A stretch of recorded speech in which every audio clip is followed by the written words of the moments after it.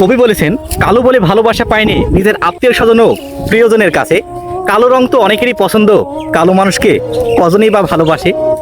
ভালোবাসতে সুন্দর মন লাগে, সুন্দর চেহারা নয়। এই কথাটি যারা বলে তাদেরও তো সুন্দর চেহারার প্রয়োজন হয়।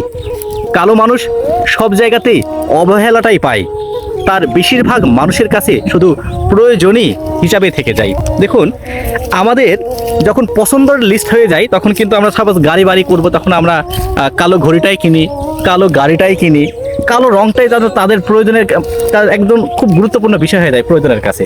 কিন্তু কালো মানুষ যখন হিসাবে হয়ে যায়, সেই কালো মানুষটা কিন্তু আর প্রিয়জন হতে পারে না, এটা প্রয়োজন হিসাবে থেকে যায়।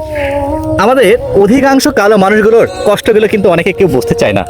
তারা এই যে কালো মানুষগুলো যারা, তারা কিন্তু সহজেই কারো কথাতে রাগান্বিত হয় না।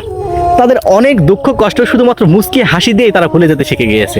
কালো মানুষ সহজেই কোনো কথার প্রতি উত্তর দিতে পারে না, আবার কোনো খারাপ কথার সহজে প্রতিবাদও করতে পারে না।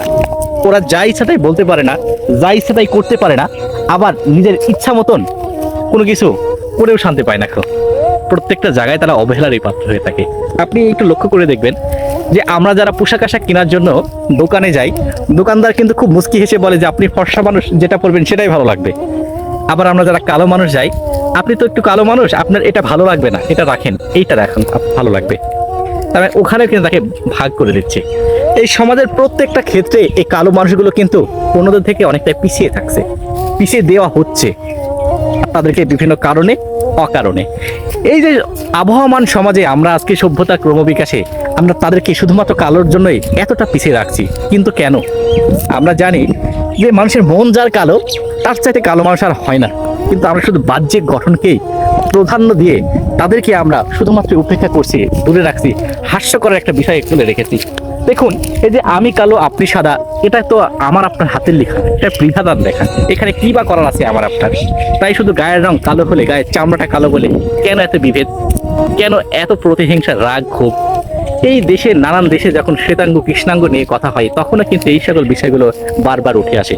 তাই আমরা আসুন এই কালো সাদার ভেদাভেদ দূর করে কালো সাদাকে ভুলে আমরা মানুষ, এটাই আমাদের হোক আসল পরিচয়।